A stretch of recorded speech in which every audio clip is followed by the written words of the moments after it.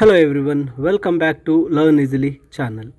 ಈ ಒಂದು ವಿಡಿಯೋದಲ್ಲಿ ನಾವು ಡೆತ್ ಟ್ರ್ಯಾಪ್ ಈ ನಾಟಕದ ಕನ್ನಡದ ಸರಳವಾದಂತಹ ಸಾರಾಂಶವನ್ನು ಡಿಸ್ಕಸ್ ಮಾಡೋಣ.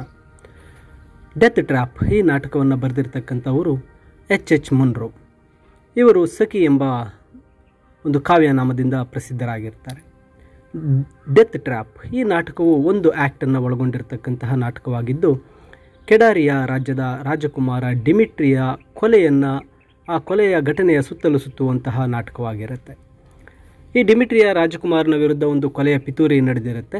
ಆದರೆ ಕೊನೆಯಲ್ಲಿ ಆ ಡಿಮಿಟ್ರಿ ಏನು ಮಾಡ್ತಾನೆ, ತನ್ನ ಹಂತಕರನ್ನು ಕೊಂದು ತಾನು ಸಾಯ್ತಾನೆ.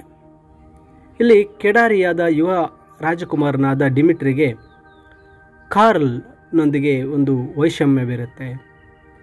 ಈ ರಾಜನಾಗಿರ್ತಕ್ಕಂತಹ ಡಿಮಿಟ್ರಿ ರಾಜಕುಮಾರನನ್ನು ಕೊಲ್ಲುವ ಮೂಲಕ ಆ ಕೆಡಾರಿಯ ರಾಜಕೀಯ ಅಧಿಕಾರವನ್ನು ವಶಪಡಿಸಿಕೊಳ್ಳಲು ಕಾರ್ಲ್ ಬಯಸಿರ್ತಾನೆ. ಆದ್ದರಿಂದ ಡಿಮಿಟ್ರಿಯ ಶತ್ರುಗಳು ಅವನನ್ನು ಕೊಲ್ಲಲು ಒಂದು ಪ್ಲಾನನ್ನು ರೂಪಿಸಿರ್ತಾರೆ.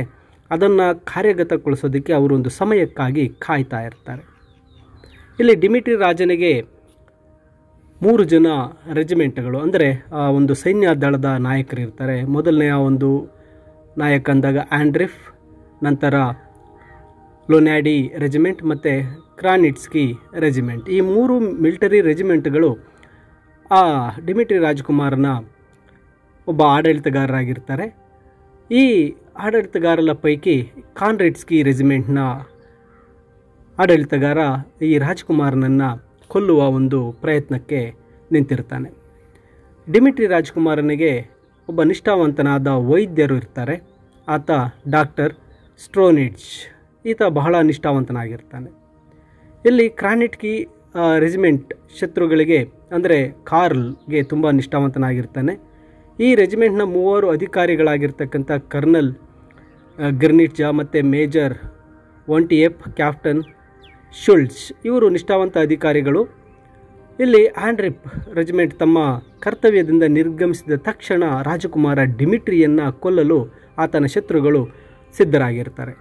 ಇಲ್ಲಿ ಕ್ರಾನಿಟ್ಸ್ಕಿ ರೆಜಿಮೆಂಟ್ನ ಈ ಅಧಿಕಾರಿಗಳು ರಾಜಕುಮಾರ ಡಿಮಿಟ್ರಿಗೆ ಅವಿಶ್ವಾಸಿಗಳು, ಇವರು ಶತ್ರುಗಳಾಗಿರ್ತಾರೆ. ಆದರೆ ಇವರೆಲ್ಲರೂ ಸಹ ಅವನ ವಿರೋಧಿಯಾಗಿರ್ತಕ್ಕಂಥ ರಾಜಕುಮಾರ ಕಾರ್ಲ್ಗೆ ತುಂಬ ನಿಷ್ಠಾವಂತರಾಗಿರ್ತಾರೆ. ಇವರು ರಾಜಕುಮಾರ ಡಿಮಿಟ್ರಿಯನ್ನು ಕೊಲ್ಲಲು ಮತ್ತು ಆ ಕೆಡಾರಿಯಾಗೆ ಕಾರ್ಲ್ನನ್ನು ರಾಜನಾಗಿ ಮಾಡಲು ಬಯಸ್ತಾ ಇರ್ತಾರೆ. ಇಲ್ಲಿ ಆ ಡೆತ್ ಟ್ರ್ಯಾಪ್ ನಾಟಕವು ಪ್ರಾರಂಭವಾದಾಗ ಕ್ರಾನಿಟ್ಸ್ಗಾದ ರೆಜಿಮೆಂಟ್ನ 3 ಸೈನಿಕರು, ಕಾವಲುಗಾರರು ಏನು ಮಾಡ್ತಾ ಇರ್ತಾರೆ, ರಾಜಕುಮಾರ ಕಾರ್ಲ್ನನ್ನು ಸಿಂಹಾಸನವನ್ನು ಏರಲು ಅನುಕೂಲವಾಗುವಂತೆ ಈ ರಾಜಕುಮಾರ ಡಿಮಿಟ್ರಿಯನ್ನು ಕೊಲ್ಲಲು ಸಂಚು ರೂಪಿಸ್ತಾ ಇರ್ತಾರೆ. 3 ಆ ಕಾವಲುಗಾರರು ಡಿಮಿಟ್ರಿ ವಿರುದ್ಧ ಆತನನ್ನು ಹೇಗೆ ಕೊಲ್ಲಬೇಕು, ಯಾವ ರೀತಿ ಆ ರಾಜನನ್ನು ಕೊಂದು ಕಾರ್ಲ್ನನ್ನು ಈ ಒಂದು ಕೆಡಾರಿಗೆ ರಾಜನನ್ನಾಗಿ ಮಾಡಬೇಕು ಅಂತಕ್ಕಂಥದ್ದು ಆ 3 ಜನ ಕಾವಲುಗಾರರು, ಆ ಸೈನಿಕರು ಏನು ಮಾಡ್ತಾ ಇರ್ತಾರೆ, ಡಿಸ್ಕಸ್ ಮಾಡ್ತಾ ಇರ್ತಾರೆ. ಡಿಮಿಟ್ರಿ ರಾಜನನ್ನು ಕೊಲ್ಲಲು ಅವರು ಬಹಿರಂಗವಾಗಿ ಒಂದು ಸಂಚನ್ನು ರೂಪಿಸ್ತಾ ಇರ್ತಾರೆ. ಅದು ಆ ನಾಟಕದ ಮೊದಲ ಭಾಗದಲ್ಲಿ ಗೊತ್ತಾಗುತ್ತೆ. ರಾಜಕುಮಾರ ಡಿಮಿಟ್ರಿ ನಿಷ್ಠೆಯನ್ನು ಡಾಕ್ಟರ್ ಸ್ಟೋನಿಟ್ಸು ಈಗಾಗಲೇ ಏನು ಮಾಡಿರ್ತಾರೆ, ಅನುಮಾನಿಸಿರ್ತಾರೆ. ಅಂದರೆ ಆ 3 ಸೈನಿಕರ ಮೇಲೆ ಒಂದು ಅನುಮಾನ ಅವರಿಗೆ ಬಂದಿರುತ್ತೆ. ಇಲ್ಲಿ ಆ ರಾಜಕುಮಾರ ಡಿಮಿಟ್ರಿಗೆ ಮತ್ತು ಆ ಡಾಕ್ಟರ್ ಸ್ಟೋನಿಟ್ಸ್ಗೆ ಗೊತ್ತಾಗಿರುತ್ತೆ, ಆ 3 ಜನ ಸೇರಿ ರಾಜಕುಮಾರನನ್ನು ಕೊಲ್ಲೋದಕ್ಕೆ ಪ್ರಯತ್ನ ಪಡ್ತಾ ಇದ್ದಾರೆ, ಆ ಸಂಚನ್ನು ರೂಪಿಸಿದ್ದಾರೆ ಅಂತಕ್ಕಂಥದ್ದು ಗೊತ್ತಾಗುತ್ತೆ. ಆಗ ಡಾಕ್ಟರ್ ಸ್ಟೋನಿಟ್ಸೆ ಮತ್ತು ಡಿಮಿಟ್ರಿ ರಾಜಕುಮಾರ ಇವರಿಬ್ಬರು ಏನು ಮಾಡ್ತಾರೆ, ಒಂದು ಪ್ಲಾನನ್ನು ಮಾಡ್ತಾರೆ. ಅಲ್ಲಿ ಡಿಮಿಟ್ರಿಗೆ ಒಂದು ದೈಹಿಕ ಪರೀಕ್ಷೆ, ಫಿಸಿಕಲ್ ಎಕ್ಸಾಮಿನೇಷನನ್ನು ಮಾಡೋದಕ್ಕೆ ಡಾಕ್ಟರ್ ಮುಂದಾಗ್ತಾನೆ. ಅದು ಒಂದು ಇವರಿಬ್ಬರು ಪ್ಲ್ಯಾನ್ ಮಾಡಿರೋ ಪ್ರಕಾರ ಒಂದು ಫೋರ್ಜರಿ, ಅಂದರೆ ಒಂದು ನಕಲಿ ದೈಹಿಕ ಪರೀಕ್ಷೆ ಆಗಿರುತ್ತೆ. ಅದಕ್ಕೆ ರಾಜಕುಮಾರ ಏನು ಮಾಡ್ತಾನೆ, ತನ್ನ ಒಂದು ಶರ್ಟನ್ನು ಬಿಚ್ಚಿ ಮಲಗ್ತಾನೆ. ಈ ವಿಷಯ ಏನಾಗುತ್ತೆ, ಆ ಶತ್ರುಗಳಾಗಿರ್ತಕ್ಕಂಥ ಕ್ರಾನಿಟ್ಸ್ಕಿ ರೆಜಿಮೆಂಟ್ನ ಅಧಿಕಾರಿಗಳಿಗೆ ಗೊತ್ತಾಗಿರುತ್ತೆ. ಇಲ್ಲಿ ಡಾಕ್ಟರ್ ಮತ್ತು ಡಿಮಿಟ್ರಿ ರಾಜಕುಮಾರ ಇವರು ಪ್ಲ್ಯಾನ್ ಮಾಡಿರ್ತಕ್ಕಂಥದ್ದು ಆ ಅಧಿಕಾರಿಗಳನ್ನು ಏನಾದರೂ ಮಾಡಿ ಅವರಿಗೆ ಒಂದು ರೀತಿ ಮೋಸ ಮಾಡಬೇಕು, ಅವರನ್ನು ಈ ಕೊಲೆಗೆ ಪ್ರಯತ್ನಗಳಿಂದ ತಪ್ಪಿಸಬೇಕು ಅನ್ನೋದು ಅವರ ಪ್ಲ್ಯಾನ್ ಆಗಿರುತ್ತೆ. ಅವರ ಪ್ರಯತ್ನಗಳು ರಾಜಕುಮಾರನ ಕೊಲೆಯನ್ನು ಒಂದು ಟೆಂಪ್ರರಿಯಾಗಿ ಲೇಟ್ ಮಾಡಬಹುದು. ಅದಕ್ಕಾಗಿ ಏನು ಮಾಡಿರ್ತಾನೆ, ರಾಜಕುಮಾರ ಏನು ಮಾಡ್ತಾನೆ, ತನ್ನ ಶರ್ಟನ್ನು ತೆಗೆದು ಒಂದು ದೈಹಿಕ ಪರೀಕ್ಷೆಗೆ ಒಳಗಾಗ್ತಾನೆ. ಆದರೆ ಈ ವಿಳಂಬ ರಾಜಕುಮಾರನ ಡಿಮಿಟ್ರಿ ರಾಜಕುಮಾರನ ಅಧಿಕಾರಿಗಳ ಮೇಲೆ ಸೇಡಿ ತೀರಿಸಿಕೊಳ್ಳಲು ಕೂಡ ಇದು ಸಹಾಯ ಮಾಡುತ್ತೆ. ಹೇಗೆ ಅಂದರೆ ರಾಜಕುಮಾರನ ದೈಹಿಕ ಪರೀಕ್ಷೆ ಒಳಪಡಿಸ್ತಾನೆ ಆ ಒಂದು ಡಾಕ್ಟರ್. ಆಗ ರಿಯಲ್ ಆಗಿ ಆ ರಾಜಕುಮಾರನಿಗೆ ಗುಣಪಡಿಸಲೇ ಆಗದೇ ಇರತಕ್ಕಂಥ ಒಂದು ಹೃದಯಕ್ಕೆ ಸಂಬಂಧಿಸಿರ್ತಕ್ಕಂಥ ಕಾಯಿಲೆಯಿಂದ ಬಳಲ್ತಾ ಇರತಕ್ಕಂಥದ್ದು ಗೊತ್ತಾಗ್ಬಿಡುತ್ತೆ. ಅವರು ಒಂದು ನಾಟಕ ಮಾಡೋಣ ಅಂದರೆ ಆ ಅಧಿಕಾರಿಗಳಿಗೆ ರಾಜನಿಗೆ ಏನೋ ಕಾಯಿಲೆ ಇದೆ ಅಂತ ತಿಳಿಸೋಣ ಅಂತೇಳಿ ಅವರು ಸುಮ್ಮನೆ ಒಂದು ಫೋರ್ಜರಿ ಟೆಸ್ಟನ್ನು ಮಾಡ್ತಾರೆ. ಆದರೆ ಅಲ್ಲಿ ಆ ರಾಜ ಡಿಮಿಟ್ರಿಗೆ ನಿಜವಾಗಲೂ ಸಹ ಹೃದಯಕ್ಕೆ ಸಂಬಂಧಿಸಿರ್ತಕ್ಕಂತಹ ಒಂದು ಕಾಯಿಲೆ ಇರುತ್ತೆ. ಇದು ಆ ರಾಜಕುಮಾರನಿಗೆ ಮತ್ತೊಂದು ಆಘಾತಕಾರಿ ಆಗಿರತಕ್ಕಂಥ ಒಂದು ವಿಷಯ ಆಗುತ್ತೆ. ತನ್ನ ಆ ಶತ್ರುಗಳಾದಂತಹ ಕಾವಲುಗಾರರ ಕೈಯಲ್ಲಿ ಸಾಯುವ ಬದಲು ನಾನೇ ಆತ್ಮಹತ್ಯೆ ಮಾಡಿಕೊಳ್ಳೋದು ಒಳ್ಳೆಯದು ಅಂತಕ್ಕಂಥದ್ದನ್ನು ಆ ರಾಜಕುಮಾರ ಡಿಮಿಟ್ರಿ ನಿರ್ಧಾರ ಮಾಡ್ತಾನೆ. ಏಕೆಂದರೆ ಈಗಾಗಲೇ ಆತನಿಗೆ ಆ ಹಾರ್ಟ್ಗೆ ಸಂಬಂಧಿಸಿರ್ತಕ್ಕಂತಹ ಕಾಯಿಲೆ ಇರತಕ್ಕಂಥದ್ದು ಗೊತ್ತಾಗ್ಬಿಟ್ಟಿರುತ್ತೆ. ಅದಕ್ಕೆ ಆತ ಏನು ಮಾಡ್ತಾನೆ, ತನ್ನ ಡಾಕ್ಟರ್ ಸ್ಟ್ರೋನಿಚ್ಗೆ ಒಂದು ರಿಕ್ವೆಸ್ಟನ್ನು ಮಾಡಿಕೊಡ್ತಾನೆ. ನನಗೆ ದಯಮಾಡಿ ಒಂದು ವಿಷದ ಸೀಸೆಯನ್ನು ತಂದುಕೊಡು, ನಾನು ಅದನ್ನು ಕುಡಿದು ಇಲ್ಲಿ ಸತ್ತೋಗ್ತೇನೆ. ಯಾಕೆಂದರೆ ಅವ್ರ ಕೈಯಿಂದ ಸಾಯೋ ಬದಲು ನಾನೇ ಸಾಯೋದು ಉತ್ತಮ. ಯಾಕೆಂದರೆ ಹೇಗಿದ್ದರೂ ನನಗೊಂದು ಆ ಹಾರ್ಟ್ ಡಿಸೀಸ್ ಇದೆ, ನಾನು ಹೇಗಿದ್ದರೂ ಸಾಯ್ತೇನೆ. ಅದಕ್ಕೆ ಅವರಿಂದ ಒಂದು ಮರ್ಡರ್, ಒಂದು ಕೊಲೆ ಆಗೋದಕ್ಕೆ ಬದಲಾಗಿ ನನ್ನ ಸಾವನ್ನು ನಾನೇ ಮಾಡ್ಕೊಳ್ತೇನೆ ಅಂತ ಹೇಳಿ ಆ ರಾಜಕುಮಾರ ಡಿಮಿಟ್ರಿ ಆ ಡಾಕ್ಟರ್ ಹತ್ರ ರಿಕ್ವೆಸ್ಟ್ ಮಾಡಿಕೊಳ್ತಾನೆ. ಡಾಕ್ಟರ್ ಸ್ಟ್ರೋನಿಟ್ಜೆ ಅವನಿಗೆ ವಿಷದ ಸೀಸೆಯನ್ನು ತಂದು ಕೊಡ್ತಾರೆ. ಆದರೆ ರಾಜಕುಮಾರ ಏನು ಮಾಡ್ತಾನೆ, ನಾನು ಸಾಯೋದು ಖಚಿತ ಆಗಿಬಿಟ್ಟಿದೆ, ಆದರೆ ನಾನು ಸಾಯುವ ಮುಂಚೆ ಏನಾದರೂ ಮಾಡಿ ಈ ಡಿಮಿಟ್ರಿಗೆ ನನ್ನ ಈ ಶತ್ರುಗಳನ್ನು ಅವರಿಗೆ ಒಂದು ಶಿಕ್ಷೆ ಕೊಟ್ಟು ಆಮೇಲೆ ನಾನು ಸಾಯೋದು ಉತ್ತಮ ಅಂತ ಹೇಳಿ ಆ ರಾಜಕುಮಾರ ಡಿಮಿಟ್ರಿ ಏನು ಮಾಡ್ತಾನೆ, ನಿರ್ಧಾರ ಮಾಡ್ತಾನೆ. ಆದ್ದರಿಂದ ಅವನೇನು ಮಾಡ್ತಾನೆ, ಆ ವಿಷಯದ ಸಂಪೂರ್ಣವಾದ ಸೀಸೆ ಆ ಒಂದು ಬಾಟಲನ್ನು ತಗೊಂಡೋಗಿ ಒಂದು ವೈನ್ ಬಾಟ್ಲಿಗೆ ಬೆರೆಸ್ತಾನೆ.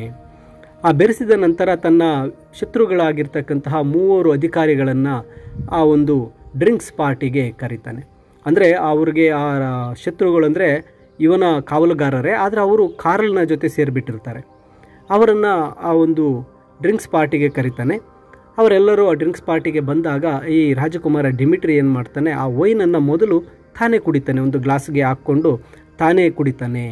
ಕುಡಿದ ನಂತರ ಏನು ಮಾಡ್ತಾನೆ, ತನ್ನ ಸೈನಿಕರು ಏನು ಅವನ ವಿರುದ್ಧ ಇದ್ದರು ಆ ಸೈನಿಕರಿಗೆ ಏನು ಮಾಡ್ತಾನೆ, ಈ ವೈನನ್ನು ಕೊಡ್ತಾನೆ. ಅವರೆಲ್ಲರೂ ಸಹ ಆ ವೈನನ್ನು ಕುಡಿತಾರೆ. ಕುಡಿದ ತಕ್ಷಣ ಅವರು ಸಾಯ್ತಾರೆ. ಹಾಗೆ ಈ ರಾಜಕುಮಾರ ಡಿಮಿಟ್ರಿ ಕೂಡ ಸಾಯ್ತಾನೆ.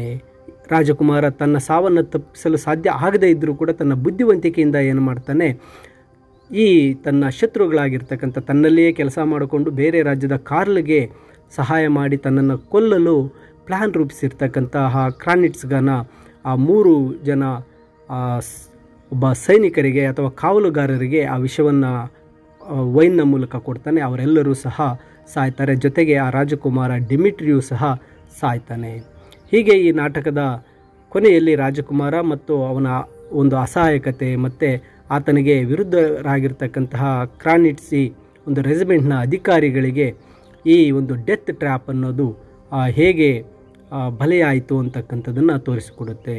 ಇಲ್ಲಿ ಆ ಕೆಡಾರಿಯಾದ ರಾಜಕುಮಾರ ಡಿಮಿಟ್ರಿ ತನಗೆ ಕಾವಲುಗಾರರಿಂದ ಒಂದು ಕೊಲೆಯ ಸಂಚಾಗಿದೆ ಅಂತ ತಿಳಿತಾನೆ. ಆದರೆ ತನಗೆ ಒಂದು ಫೇಕ್ ಬಾಡಿ ಟೆಸ್ಟನ್ನು ಮಾಡಿದಾಗ ರಿಯಲ್ ಆಗಿ ಆತನಿಗೆ ಹಾರ್ಟ್ಗೆ ಸಂಬಂಧಿಸಿರ್ತಕ್ಕಂಥ ಕಾಯಿಲೆ ಇದ್ದು ಆತ ಸಾಯ್ತಾನೆ ಅಂತ ಗೊತ್ತಾಗೋದ್ರಿಂದ ಆ ಶತ್ರುಗಳ ಕೈಯಲ್ಲಿ ಸಾಯೋದಕ್ಕಿಂತ ಆತ್ಮಹತ್ಯೆ ಮಾಡ್ಕೋಬೇಕು ಅಂತ ಹೇಳಿ ವಿಷದ ಬಾಟಲನ್ನು ತರಿಸ್ಕೊತಾನೆ. ಆದರೆ ತಾನು ಸಾಯುವುದಕ್ಕಿಂತ ಮುಂಚೆ ಈ ಡಿಮಿಟ್ರಿ ನನಗೆ ಶತ್ರುಗಳಾಗಿ ನನ್ನನ್ನು ಕೊಲ್ಲಲು ಒಂದು ಪ್ಲ್ಯಾನ್ ಮಾಡಿರ್ತಕ್ಕಂತಹ ಸೈನಿಕರಿಗೂ ಸಹ ಆ ಒಂದು ವಿಷವನ್ನು ವೈನ್ನ ಮೂಲಕ ಕುಡಿಸಿ ತಾನೂ ಸಾಯ್ತಾನೆ, ಅವರನ್ನು ಸಹ ಸಾಯ್ತಾನೆ. ಈ ರೀತಿಯಾಗಿ ಈ ಕಥೆಯ ಈ ನಾಟಕದ ಒಂದು ಶೀರ್ಷಿಕೆ ಡೆತ್ ಟ್ರ್ಯಾಪ್ ಅಂತಕ್ಕಂಥದ್ದು ಆ ರಾಜಕುಮಾರ ಹಾಗೆ ಆತನ ಒಂದು ವಿರೋಧಿಗಳಾಗಿರ್ತಕ್ಕಂತಹ ಕ್ರಾನಿಟ್ಸ್ಕಿಯ ಆ 3 ಅಧಿಕಾರಿಗಳನ್ನು ಸೇರಿಸಿ ಆ ಬಲೆ ಅಂತಕ್ಕಂಥದ್ದು ಇಲ್ಲಿ ಸೆಳೆದಿರುತ್ತೆ. ಇದು H.H. ಮುನ್ರೋರವರ ಒಂದು ನಾಟಕ ಡೆತ್ ಟ್ರ್ಯಾಪ್ನ ಕನ್ನಡದ ಸರಳ ಅನುವಾದವಾಗಿರುತ್ತೆ. ಇಂಗ್ಲೀಷ್ ಸಮರಿಯ PDF ಈ ವಿಡಿಯೋದ ಡಿಸ್ಕ್ರಿಪ್ಷನ್ನಲ್ಲಿ ನೀಡಿರ್ತೇನೆ, ನೀವು ಡೌನ್ಲೋಡ್ ಮಾಡಿ ಓದ್ಕೋಬಹುದು. ಹಾಗೆ ಹೆಚ್ಚಿನ ವಿಡಿಯೋಗಳಿಗಾಗಿ ತಪ್ಪದೆ ಲರ್ನ್ ಈಸಿಲಿ ಚಾನಲ್ಗೆ ಸಬ್ಸ್ಕ್ರೈಬ್ ಮಾಡಿ ಅಂತ ತಿಳಿಸುತ್ತಾ ಎಲ್ಲರಿಗೂ ಧನ್ಯವಾದಗಳು.